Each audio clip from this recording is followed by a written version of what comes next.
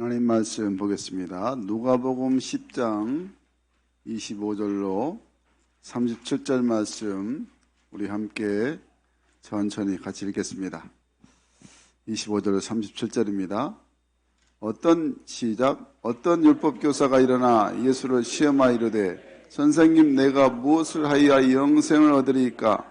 예수께서 이르시되 율법에 무엇이라 기록되었으며 내가 어떻게 읽느냐? 대답하여 이르되 내 마음을 다하며 목숨을 다하며 힘을 다하며 뜻을 다하여 주 너희 하나님을 사랑하고 또한 내 이웃을 내 자신같이 사랑하라 하였나이다. 예수께서 이르시되 내 대답이 옳도다. 이를 행하라. 그러면 살리라 하시니 그 사람이 자기를 옳게 보이려고 예수께 여짜오되 그러면 내 이웃이 누구이니까? 예수께서 대답하여 이르시되 어떤 사람이 예루살렘에서 여리고로 내려가다가 강도를 만나매 강도들이 그 옷을 벗기고 때려 거의 죽은 것을 버리고 갔더라. 마침 한 제사장이 그 길로 내려가다가 그를 보고 피하여 지나가고 또 이와 같이 한 레위인도 그곳에 이르러 그를 보고 피하여 지나가되 어떤 사마리아 사람은 여행하는 중 거기 이르러 그를 보고 불쌍히 여겨 가까이 가서 기름과 포도주를 그 상처에 붓고 싸매고 자기 짐승에 태워 주막으로 데리고 가서 돌보아 주니라. 그 이튿날 그가 주막 주인에게 데나리온 2를 내어주며 이르되 이 사람을 돌보아 주라. 비용이 더 들면 내가 돌아올 때에 갚으리라 하였으니 네 생각에는 이 세 사람 중에 누가 강도 만난 자의 이웃이 되겠느냐? 이르되 자비를 베푼 자니이다.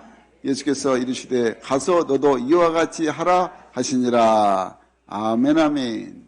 우리 주님이 얼마나 크신지 우리가 상상이 안 갑니다.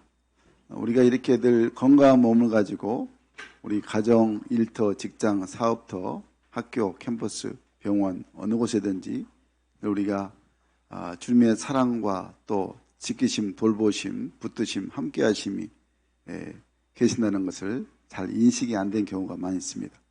오늘 정말 주님이 내 아버지 되셔서 우리를 항상 붙드셔서 그 큰 팔로 우리를 덮으시는 그 사랑을 힘입어서 오늘 또 이 거룩한 주의 날에 주께 나오게 되었습니다. 그 은혜에 감사해서 항상 늘 주님을 더 사랑하고 섬기는 복된 주의 전화 되기를 소망합니다. 우리 자비분과 일어나겠습니다. 잘 되고 있습니다. 기도하면 됩니다. 하나님은 사랑이십니다. 아멘 아멘. 어떤 사람이 사랑하는 여인과 결혼해서 행복한 생활을 하게 되었습니다. 두 사람이 이제 첫날 밤에 영원히 헤어지지 말자고 맹세를 합니다. 그리고 또 자기들을 만나게 해주신 또 어떤 신에게 또 감사까지 했습니다. 며칠 후에 남편이 이제 기술자로 중동에 가게 되었습니다. 이슬람 중동 있잖아요. 중동에 가서 많은 돈을 벌어서 행복하게 살기 위해 떠나는 그런 것이었습니다. 그런데 이제 너무 헤어지면서 얼마나 울었는지 정말 남편이 이렇게 말합니다. 3년만 열심히 내가 일하고 돌아와서 더 행복하게 해주겠다. 굳게 약속하고 떠납니다. 남편은 매월 이제 사랑하는 아내에게 돈을 꼬박꼬박 매달 이렇게 보내왔습니다. 그리고 약속한 3년이 거의 다 되었습니다. 그런데 귀국 날짜를 얼마 남겨놓지 않고 남편이 공사 중에 불의의 사고로 큰 부상을 당하게 되었습니다. 치료를 받았지만 결국 한쪽 눈을 실명하고 말았죠. 그렇지만 다른 한쪽 눈은 볼 수 있었기 때문에 이제 감사하면서 재해 보상금도 받아서 아내에게 또 꼭 붙여주었습니다. 귀국을 앞두고서 남편이 자신이 비록 장애의 몸이 되고 말았지만은 이제 사랑하는 아내와 새로운 생활을 꾸릴 수 있다는 그 희망에 마음이 늘 설레었습니다. 그동안 번 돈과 또 보상금을 합하면 작은 집을 장만할 수 있고 또 가게라도 차릴 수 있는 그런 정도가 되었던 것이죠. 드디어 이제 그토록 그리던 귀국의 날이 되었습니다. 그런데 공항에 도착해 보니 사랑하는 아내의 모습이 보이지 않았습니다. 어찌된 일인가를 궁금해서 어머니 모친께 이제 물어봤더니 아무 말씀도 하지 않으십니다. 그 이유인즉슨 아내가 얼마 전에 다른 남자와 눈이 맞아서 남편이 번 돈을 몽땅 가지고 자취를 감추고 말았다는 것이었습니다. 그가 첫날 밤에 맹세를 떠올리면서 어떻게든 내가 아내를 찾아서 다시금 새 출발을 해야 되겠다고 다짐하면서 아내를 찾아 나섰습니다.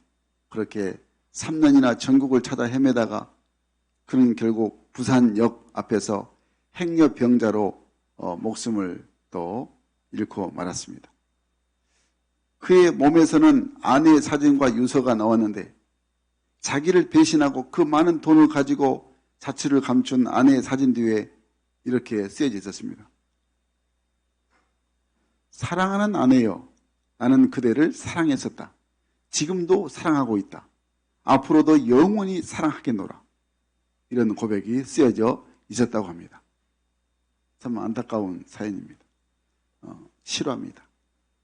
여러분, 지금 우리 시대는 너무 편리한 시대, 너무 상당히 또 경제적인 것들이 많이 또 예전보다도 더 높아진 그런 시대입니다. 근데 정말 진정한 사랑이 없는 시대가 되었습니다. 사랑에 목마른 시대가 되었습니다. 진정한 사랑이 뭘까? 오늘 우리에게 성경이 말씀해 주고 있습니다. 오늘 말씀 보니까 어떤 율법 교사가 예수님을 시험하기 위해서 선생님, 내가 무엇을 하여야 영생을 얻으리까? 예수님께 묻습니다. 이 율법 교사는 항상 모세 율법을 연구하고 해석하고 가르치는 사람입니다. 그런데 이것을 또 예수님을 공격할 그 거리를 찾아서 항상 이 목적을 가지고 질문을 예수님께 했던 것입니다. 예수님은 직접적인 답변이 보다는 바로 율법에 무엇이라고 되어 있느냐 물으십니다. 그럴 때 율법교사가 이렇게 말합니다. 하나님 사랑과 이웃 사랑이라고 아주 정답을 명쾌하게 답합니다. 그럴 때 예수님께서 이렇게 말씀하십니다. 네 대답이 옳도다. 이를 행하라. 그러면 살리라. 말씀하십니다. 그때 또 율법교사가 이렇게 묻습니다. 그러면 내 이웃이 누구리까 하면서 재차 질문을 하게 됩니다. 그럴 때 예수님께서 그 유명한 선한 사마리아 사람의 비유를 들려주십니다. 사랑하는 여러분, 오늘 이 선한 사마리아 사람의 비유를 통해서 진정한 강도 만난 자가 누구인가? 그리고 강도 만난 자를 어떻게 우리가 도와야 될 것인가? 오늘 말씀을 통하여 잘 깨닫고 우리가 진정 사랑하고 도와주고 함께해야 될 사람이 누구인가를 잘 깨달아서 우리 모두가 다 선한 이웃 되는 하나님의 자녀 되기를 주의 이름으로 간절히 축원합니다. 진정 강도 만난 자를 위해서 우리가 해야 될 일은 있는 힘을 다해서 목숨을 다해서 사랑해야 된다고 말씀하고 있습니다. 우리 한번 따겠습니다. 힘을 다하여 사랑하라. 힘을 다하여 사랑하라. 27절 말씀 본문 같이 읽겠습니다. 시작. 대답하여 이르되 네 마음을 다하며 목숨을 다하며 힘을 다하여 뜻을 다하여 주 너희 하나님을 사랑하고 또한 내 이웃을 내 자신같이 사랑하라 하였나이다. 아멘 아멘. 오늘 본문에 나오는 이 율법 교사는 참으로 율법에 능통한 교사였습니다. 모세가 이스라엘 백성들을 이끌고 출애굽을 하여서 그 시내산에서 받은 그 율법을 수많은 규례와 법령으로 이루어졌지만 그 가운데서 가장 핵심이 바로 을 10계명 속에, 그러니까 율법은 613가지인데 613가지 중에 바로 핵심 바로 율법이 10계명 10가지 계명으로 함축되어 있다는 것을 알았습니다. 그래서 율법의 중심인 10계명의 두 가지 강조점이 하나님을 사랑하고 네 이웃을 내 몸처럼 사랑하라 이 말씀이었습니다. 이 율법 교사가 이 같은 율법의 정신을 정확히 꿰뚫고 있었다는 것입니다. 그런데요, 이 사람은 율법에 대해서는 머리로는 잘 알고 있었지만 율법의 진정한 의미인 대강령인 하나님 사랑과 이웃 사랑을 실천하며 사는 사람은 아니었던 것이었습니다. 그래서 예수님께서 너 참 잘 말했다. 하나님 사랑, 이웃 사랑이 정답이다. 그런데 네 대답이 옳다. 이를 행하라. 그러면 살리라. 행하지 않았기 때문에 행하라. 그러면 살게 된다고 말씀을 하고 있습니다. 여러분, 율법 교사가 이 예수님의 말씀을 듣고 반응이 이렇게 와야 정답입니다. 아이고, 내가 하나님을 사랑한다고 말로만 했구나. 이제부터 내가 어려운 사람을 늘 돕고 섬기겠다. 이렇게 깨닫고 내 자신의 그동안 부끄러운 모습을 또 깨닫고 회개하고 내가 바르게 살려고 말씀대로 내가 섬기며 살아야 되는데, 그런데 이 율법교사는 어떤 반응이었냐? 오늘 29절 말씀 보니까 자기를 옳게 보이려고라고 말씀합니다. 그러니까 예수님께 묻기를 자기를 옳게 보이려고 그러면 나는 하나님 사랑, 이웃 사랑을 잘하고 있는데 진정 내 이웃이 누구입니까? 라고 물어봅니다. 그러니까 이 말은 율법교사가 자기 자신은 하나님 사랑과 이웃 사랑에 자신이 있다는 거죠. 한마디로 자기의 의로움을 드러내고자 했다는 것입니다. 사랑하는 여러분, 오늘 우리가 이 예수님에게서 진정 자신의 죄인됨을 발견한 사람 같으면 절대 이런 말이 나올 수가 없는 것입니다. 성경 보면 이사야 선지자가 이사야 6장 5절 말씀에서 이렇게 고백합니다. 우리 같이 한번 읽겠습니다. 이사야 6장 5절 말씀 시작. 그때에 내가 말하되 화로다 나여 망하게 되었다. 나는 입술이 부정한 사람이요 나는 입술이 부정한 백성 중에 거주하면서 만군의 여호와신 왕을 배웠음이로다 하였더라. 아멘 아멘. 이사야 6장에 보면은 그러니까 우시야 왕이 죽게 되던 그 해에 주의 옷자락이 성전에 가득함을 볼 때에 거룩하신 주님이 임재하심을 그 이사야 선지자가 보게 되니까 화로다 나는 망하게 되었다. 나는 부정한 사람이다. 나는 죄인이다 라는 것을 깨닫게 됐다는 거죠. 하나님의 얼굴을 여호와의 영광을 볼 수 없다고 그가 고백합니다. 그러니까 내 자신의 부족하고 연약한 모습을 깨닫게 됐다는 것입니다. 베드로 사도도 그렇게 고백합니다. 누가복음 5장 8절 말씀 보니까 이렇게 말씀합니다. 같이 읽겠습니다. 시작. 시몬 베드로가 이를 보고 예수의 무릎 앞에 엎드려 이르되 주여 나를 떠나소서 나는 죄인이오소이다 하니. 아멘. 주여 내가 죄인입니다. 나를 떠나소서. 이것이 거룩하신 주님 앞에 서게 되면 우리 자신의 모습이 얼마나 어리석고 죄인된 모습인가를 알게 되게 되는 거죠. 그런데 오늘 말씀에 율법교사는 하나님의 율법을 많이 알았습니다. 그런데 이 율법의 핵심인 하나님의 사랑은 그가 행하지 않았다는 것입니다. 그러니까 사랑 없는 믿음이라는 것은 참된 믿음이 아니라는 것이 드러난 것이죠. 여러분, 우리가 하나님을 사랑한다 하면서도 진짜 사랑을 어떻게 행해야 될 것인가, 내 주위에 어떤 사람에게 내가 진정한 사랑을, 하나님의 사랑을 내가 나타내야 될 것인가, 잘 우리가 내 신앙을 돌아본 사람이 돼야 하는 것입니다. 러시아의 문호 톨스토이, 여러분 학교 다니면서 톨스토이 잘 들어봤죠? 이 톨스토이가 어느 날 한강의 길을 걷고 있었습니다. 그런데 그 앞에 남루한 옷을 입은 문둥병 환자가 자기 앞에 나타나서 적선을 원하고 있었습니다. 그때 그가 자기 호주머니를 뒤져보았는데 공교롭게도 호주머니에 한 푼의 돈도 없는 그런 모습이었죠. 그러니까 톨스토이가 참 난감합니다. 그래서 미안한 마음으로 그 사람의 손을, 이 문둥병 환자의 손을 꼭 잡고 이렇게 말합니다. 정말 미안합니다. 형제여, 내가 지금 가진 것이 있었으면 꼭 도와줄 마음이 있는데 사실로 제가 아무것도 지금 가진 것이 없어서 어떻게 하면 좋겠습니까? 라고 말합니다. 그러니까 이 문둥병 환자가 환한 얼굴로 이렇게 대답합니다. 아니올시다. 당신이 나에게 돈을 준 건 없지만은 당신이 나를 지금 형제라고 불렀습니다. 그리고 손을 내밀어서 악수를 했습니다. 이것이면 충분합니다. 이 문둥병 환자가 이렇게 말합니다. 오늘 저는 큰 것을 얻었습니다. 감사합니다 하면서 이 톨스토이 앞에서 돌아서 갔다고 말합니다. 이 사건이 톨스토이에게 큰 충격을 줍니다.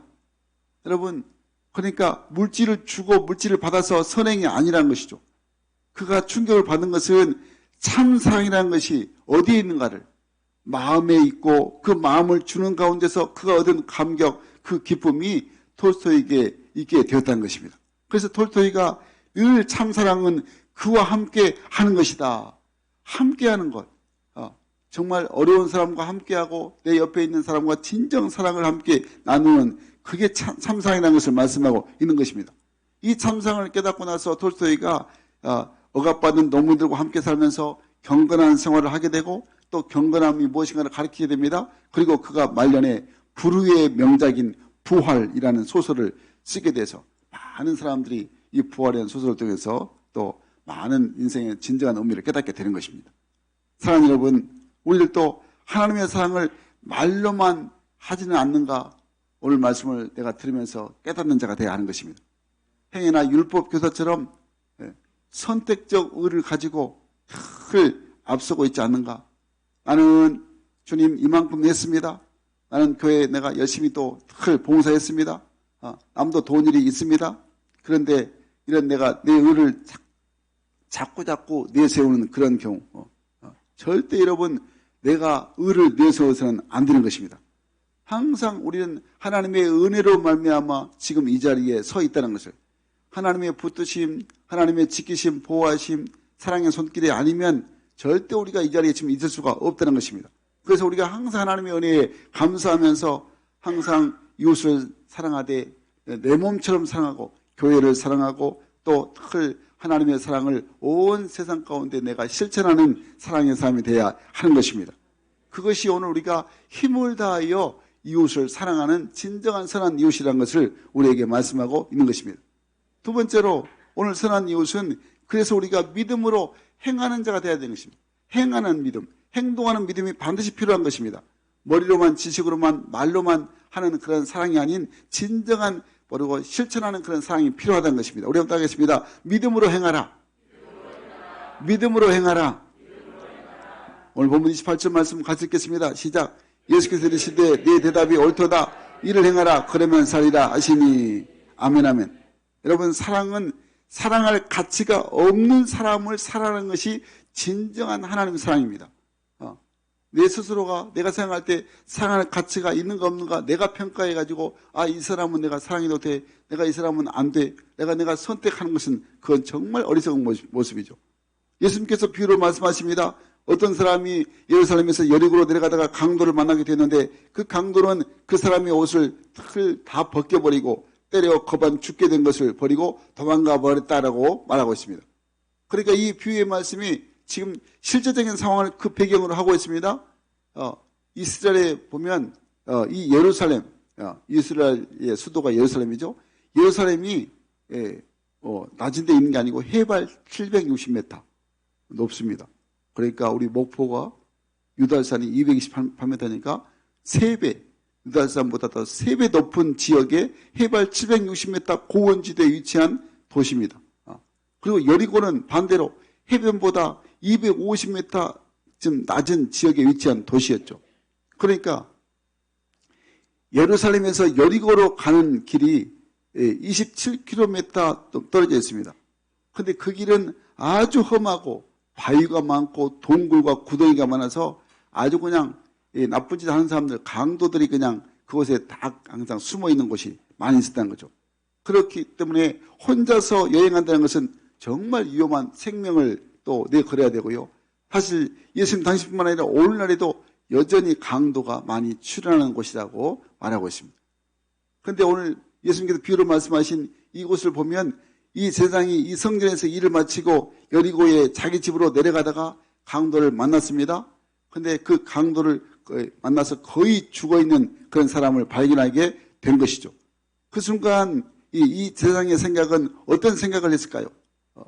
아마 이 제사장의 생각은 머릿속에 그가 성전 봉사를 위해서 절대 시체를 만져서는 안 된다라는 그 율법의 조항이 나와 있습니다. 레위기서 21장에 보면 바로 이 하나님 말씀을 율법을 떠올릴 것이라고 생각을 해볼 수가 있습니다. 레위기서 21장 1절 말씀 보니까 이렇게 기록되어 있습니다. 우리 함께 읽을까요? 시작. 여호와께서 모세에게 이르시되 아론의 자손 제사장들에게 말하여 이르라. 그의 백성 중에서 죽은 자를 만짐으로 말미암아 스스로를 더럽히지 말려니와. 죽은 자를 절대 만지면 부정하게 되어서 안 된다는 거죠. 또 사절 말씀에 이렇게 말합니다. 제사장은 그의 백성의 어른인즉 자신을 더럽혀 속되게 하지 말지니라. 제사장은 모든 사람들의 백성의 어른이기 때문에 그걸 부정한 시체를 만지면 더럽혀서 속되게 되니까 만지지 않아야 된다. 그래서 이 생각을 가지고 이 강도 만난 자 보니까 거의 죽어 있는데 내가 이 사람 만졌다가는 부정해서 성전에서 봉사를 못하게 될 것이다. 이런 생각을 했을지 모릅니다. 그런데 이 세상이 성전의 직무 때문에 부득이 강도 만난 자를 버리고 갈 수밖에 없다라고 스스로 상상할 수가 있었다는 거죠. 그런데 결국에 보면 이것은 다 핑계였다는 걸 알 수가 있습니다. 성전에서 봉사한 게 아니고 그가 지금 향하는 곳은 예루살렘을 향하고 있는 게 아니고 예루살렘 성전에 가서 봉사하려고 가는 중이 아니었고 여리고로 자기 집으로 향하고 있었다는 것을 성경에서 말씀하고 있는 것입니다. 레위인도 마찬가지입니다. 레위인도 그것을 지나게 됐다고 말합니다. 레위인은 성전에서 제사장을 도와서 하나님께 봉사하는 거룩한 직임을 가진 사람이었습니다. 그런데 이 레위인도 누구보다도 율법에 정통한 사람이었다 말하고 있습니다. 그러나 이 두 사람이 바로 강도 만나 죽어가는 사람에게 아무런 도움의 손길을 내밀지 않고 그냥 지나쳐 버렸다는 것입니다. 아마 그들은 이것이 매일 생생나는 일이었다면 분명히 어떤 수를 썼을 것입니다. 손을 썼을 것입니다. 만약에 그 일이 축복받는 일이었다. 어려운 사람을 도와주고 죽어간 사람을 도와주고 그럴 때 그냥 막 요즘같이 막 텔레비에 나오고 막 언론이 막 이렇게 대대특필하고 그렇다면 아마 인기를 위해서 분명히 어떤 일을 했을 것입니다. 그 강도 만난 사람을 구해줬을 것입니다. 그러나 당시의 상황은 절대 보상을 기대할 만한 것이 아무것도 없었다는 것이죠. 그래서 쓰러져 있는 사람을 돕다가 자기의 강도를 자기가 혹시나 강도를 만나게 될지 모르는 그 위험한 상황이었다는 것입니다. 참 이런 모습 보면 우리가 요즘에 스포츠 보니까 떠오르는 것이 있습니다. 어떤 보상이 있다가면 목숨 걸고 아주 그냥 막 경기를 합니다. 국가대표. 그런데 어떤 보상이 없으면 그냥 명예직이면 별로입니다. 별로. 그런 것 같아요. 특별히 프로야구, 야구를 보면 그런 것 같아요. 무슨 메달 딴데 금메달 딴다. 그러면 병역 혜택에서 병역 면제해준다. 그러면 그냥 목숨 걸고 따죠. 그런데 그게 없다. 그러면 그냥 대충 하고 전번에 보니까 또 막 그 일본에서 WBC인가 그 올림픽 하다가 술 먹고 호주하고 경기 놔두고 술 먹고 일본하고 할 때도 또 술 먹고 아주 유명한 선수들이 그래가지고 좀 아주 그냥 여러 구설수가 있는데 벌금 400만 원, 500만 원 하고 그냥 끝났더라고. 참.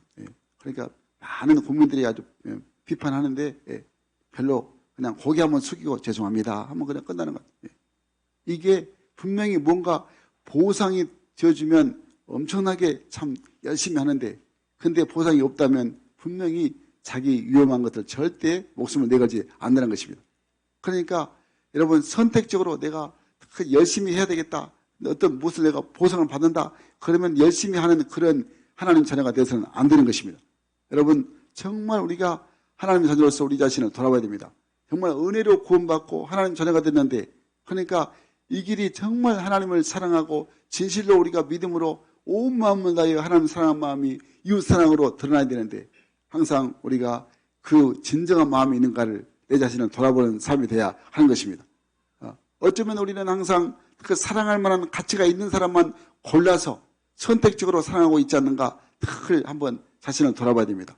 예를 들면 요즘 여름철이니까 아주 그냥 혹시 휴가철에 이제 아주 물살이 센 어떤 계곡에 갔다. 근데 그냥 어떤 그냥 예쁜 아름다운 여인이 그냥 그렇게 그냥 그 웅덩이 있는데 거기서 수영하다 그냥 막 이렇게 막 헤맨다. 그러면 그냥 모든 남자들은 그냥 그러면 끼뜯어가지고 그냥 용기를 내 가지고 아마 구하려고 했을 것입니다. 뭔가 이렇게 그리고 또 어떤 이미 다 이야기하다 보니까 무슨 뭐 하여튼 갑부집이다, 재벌이다. 만약에 그 사람이 또 물에 빠졌다 하면 어떻게든지 내가 그 사람을 도와가지고 뭔가 좀 대가를 받고 싶은 그런 모습이 항상 사람 마음 가운데 있습니다. 그런데 정작 사랑할 만한 가치가 없는 자기의 수고와 노력에도 불구하고 아무런 보상도 기대할 수 없는 그런 강도 만난 자와 같은 사람을 위해서는 희생할 사람이 그렇게 많지 않다는 것입니다. 이게 바로 참 냉랭한 그런 지금 이 현실이 바로 우리가 지금 당면한 현실이라는 것을 알게 됩니다. 여러분 정말 성경에서 말씀하실 때 하나님 사랑하는 사람이라면 진짜 가난하고 병들고 소외된 약자에게 우리의 손길이 바로 펴져야 하는 것입니다. 절대 사랑에는 그러니까 조건과 대상의 구별이 없어야 되는 것입니다. 오늘 여기 나오는 본문에 나오는 사마리아 사람은 유대인들에게 멸시와 천대를 받는 사람이었습니다. 그리고 그 강도 만난 사람이 유대인이었기 때문에 유대인들에게 오히려 더 적대적인 감정을 가지고 있었어야 마땅합니다. 그래서 그냥 이 강도 만난 사람이 유대인이기 때문에 그냥 내버려 두고 아이 잘됐다 그냥 속 시원하다 그냥 지나치만 하는데 절대 이 사마리아 사람은 그렇지 않았다는 것입니다. 그가 기름과 포도주를 상처에 붓고 천으로 환부를 싸매 주었습니다. 그리고 그가 부축해서 특히 주마기까지 가서 밤새도록 정성껏 도와주었습니다. 그리고 이튿날 그가 2데나리온을 더 주면서 이 사람을 잘 간호해달라고 부탁하고 혹시나 비용이 더 들면 내가 돌아오는 게 다 갚겠다고 말하고 있습니다. 결국에 이 사마리아 사람은 강도 많은 사람을 돕되 그가 끝까지 자기의 온 힘을 다해 도왔음을 오늘 우리가 다시 한번 말씀을 통해 깨닫게 되는 것입니다. 그러니까 사랑하는 것도 내가 그걸 믿음으로 행하는 것도 끝까지 나의 온 힘을 다해 돕는 것, 이것이 바로 행함에 있는 진실한 신앙이라는 것을 우리에게 말씀하고 있는 것입니다. 여러분, 끝까지 돕고 끝까지 사랑할 수 있는 그런 선한 믿음의 사람이 되어야 하는 것입니다.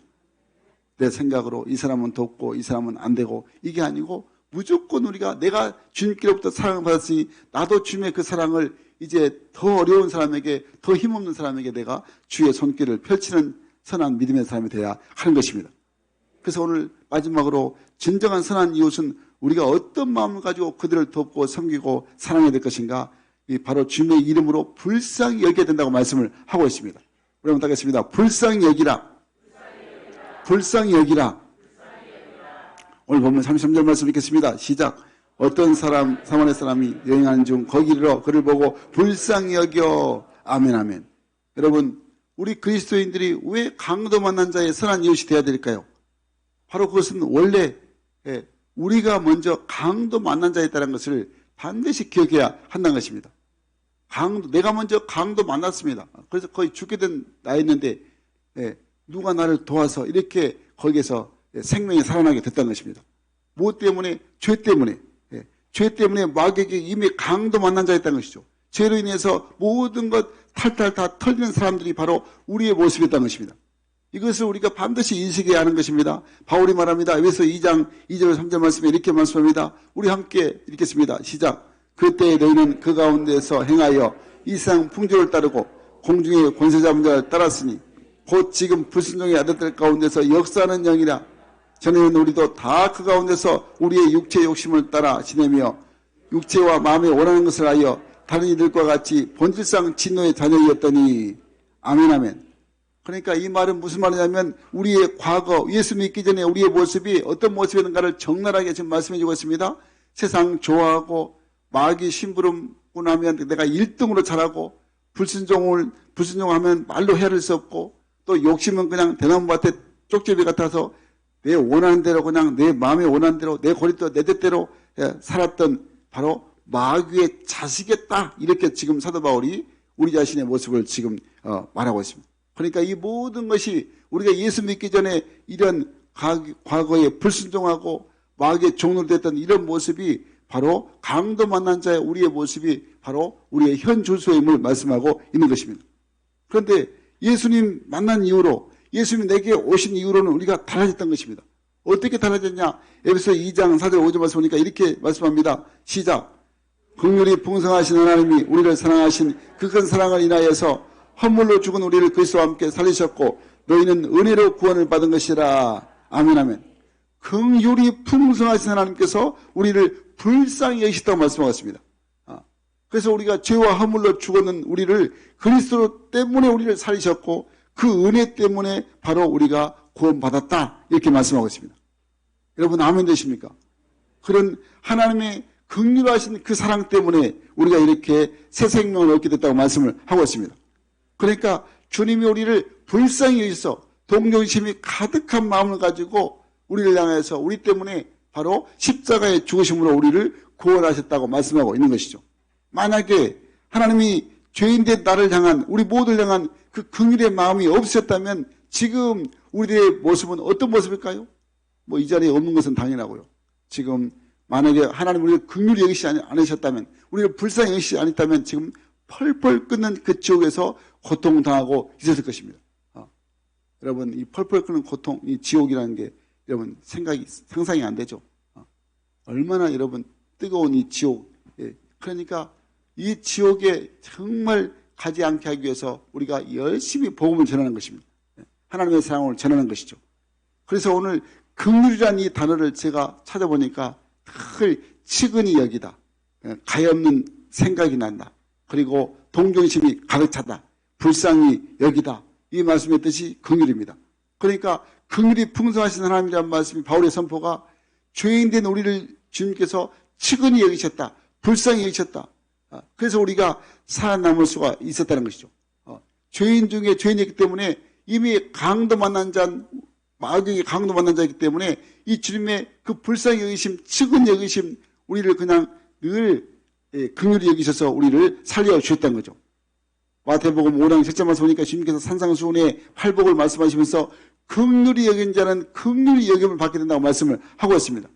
여러분, 내가 주님으로부터 긍휼히 여김을 받았습니다. 불쌍히 여김을 받았습니다. 그래서 우리가 십자가로 구원받게 된 은혜를 누리게 됐던 거죠. 이 긍휼한 단어가 누가복음 10장 33절 말씀에 오늘 본문에 불쌍히 여겨, 오늘 불쌍히, 사마리아 사람이 불쌍히 강동한 자를 여겼다는 이 단어와 뜻이 같다는 것입니다. 측은히 여겨서 동정심이다. 그러니까 불쌍히 여김의 헬라의 원을 보니까 스플랑크노온이라는 단어인데 이 단어가 좀 더 원색적입니다. 이 불쌍히 여기다는 뜻이 스플랑크노온이라는 원어인데 그게 무슨 뜻이냐? 창자가 끊어지듯 아프다. 창자가 끊어지듯. 그러니까 창자가 쥐어짜듯이 끊어질 듯이 아프다는 거예요. 여러분, 배 아파 보셨죠? 배 아파 보시면 이게 얼마나 이 배가 아프면 우리가 그냥 뭐 정신이 거의 없죠. 또 어떤 표현을 하고 있습니다. 억장이 무너지다. 불쌍히 여긴단 말이 바로 이 말씀이죠. 그러니까 이 말씀을 사마리아 사람에게 적용해 보면 사마리아 사람은 강도 만난 자를 보면서 정말 남일 같지 않고 자신의 모습이 창자가 끊어지듯한 아픔을 느끼면서 동정심이 가득해서 불쌍히 여겼다는 것입니다. 이 강도 만난 사람을. 이 불쌍히 여김이 있을 때 상처를 싸매고 모든 것을 지불하는 하나님의 사랑하는 마음이 그에게 생겼다는 것이죠. 사랑하는 여러분, 우리가 여기서 깨달아야 할 사실이 바로 이웃이 누구냐, 누가 내 이웃이냐 했을 때 이웃의 범위에 관한 문제를 우리가 잘 깨달아야 됩니다. 이 율법교사는 자신의 이웃을 유대인으로만 한정했습니다.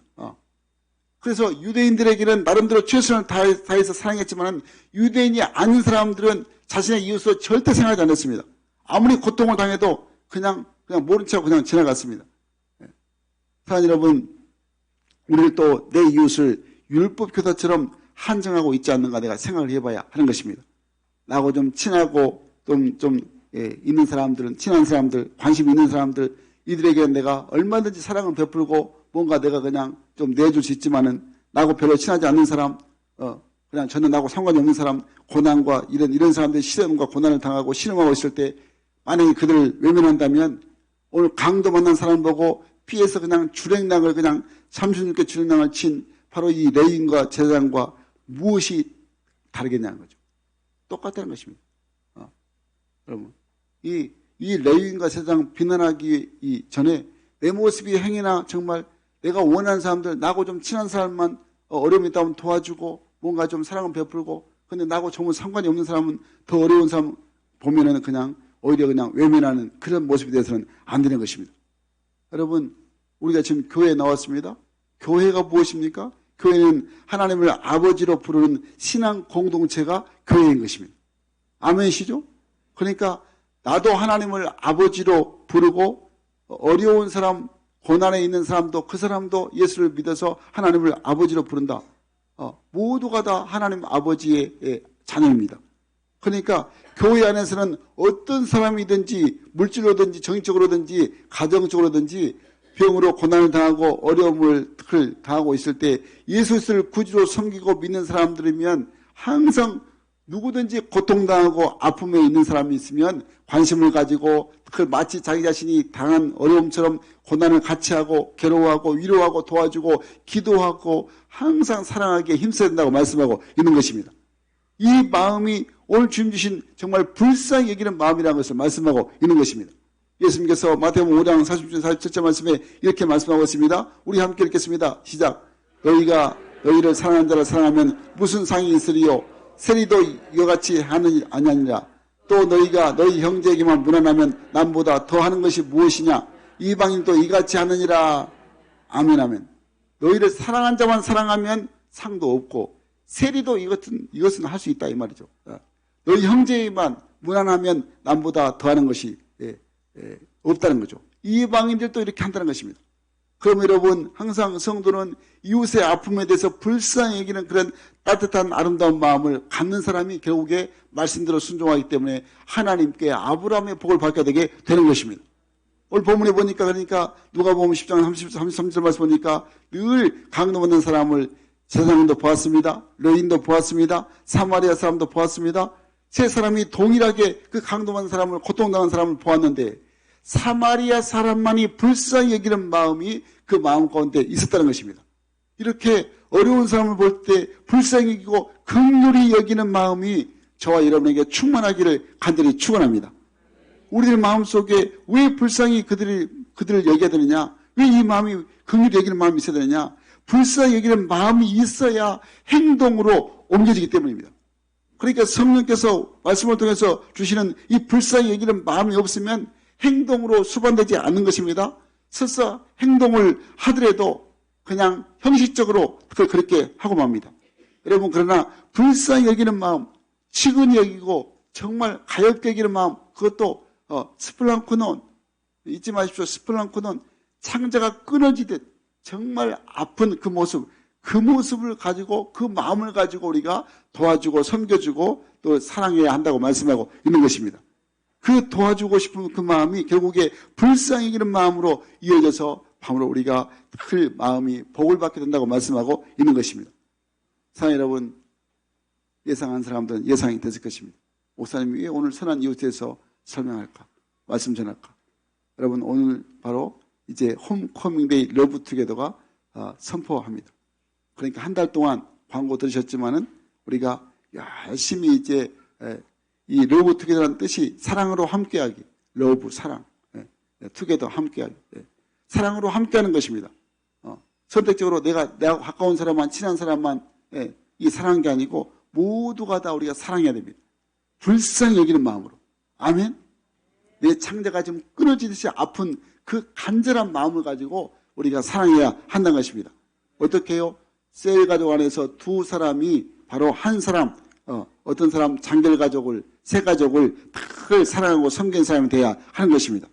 그럴 때에 정말 그동안 교회에 안 나와서 힘든 사람이 교회에 나와서 다시 한번 믿음이 회복되고 주님을 더 가까이 하는, 주님을 사랑하는 마음으로 회복되고 예배 드리는 그 마음으로 이제 그 세상 어떤 시간보다 즐겁고 기쁜 마음이 되도록 우리가 자꾸 돕고 섬기는 그런 믿음의 삶으로 우리가 선한 이웃이 되어야 한다는 것입니다. 그 사랑을 체험한 사람들이 결국에 교회에 정착하게 되고 진정한 하나님의 사랑 앞에 복을 받는 하나님의 자녀가 되게 되는 것입니다. 여러분, 이것은 우리의 사명입니다. 먼저 믿는 자의 사명입니다. 1년 전에 나오셨든지 10년 전에 나오셨든지 또 지난주에 나오셨든지 아무 상관없이 이제 우리가 하나님의 사랑을 받았으면 우리 모두가 다 그 사랑을 우리가 함께 스플랑크노온, 그러니까 창자가 끊어지듯이 불쌍히 여기는 마음을 가지고 긍휼히 여기는 마음을 가지고 우리가 이웃을 사랑하고 셀 가족을 사랑하고 또 우리 주위에 아직 보이지 않는 장결 가족, 세 가족을 사랑해야 하는 것입니다. 우리 성형 가족은 누구나 할 수가 있는 것입니다. 하면 되는 것입니다. 하나님이 하신 것입니다. 우리 한번 따라하겠습니다. 할 수 있습니다. 하면 됩니다. 하나님이 하십니다. 아멘, 아멘. 정말 오늘 말씀 이제 결론을 맺겠습니다. 여러분, 우리 모두가 다 장결 가족, 세 가족을 불쌍히 여기는 마음을 가지고 바라보시길 간절히 바랍니다.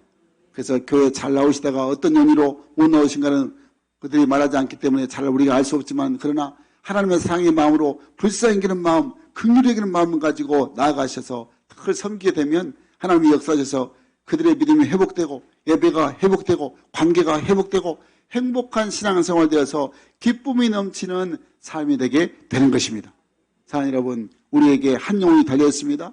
믿음 생활이 중단된 분들, 주일 성수가 잘 안 되신 분들, 이번 러브투게더로 늘 함께해서 우리가 힘을 다해 사랑하고 믿음으로 행하고 불쌍히 여김으로 선한 이웃 되어서 영혼을 살리고 일꾼을 세우고 건강한 교회를 세우고 하나님 나라를 확장한 일에 우리 모두가 크게 쓰임받는 우리 성인가족 되기를 주의 이름으로 간절히 축원합니다. 축원합니다. 아멘, 아멘.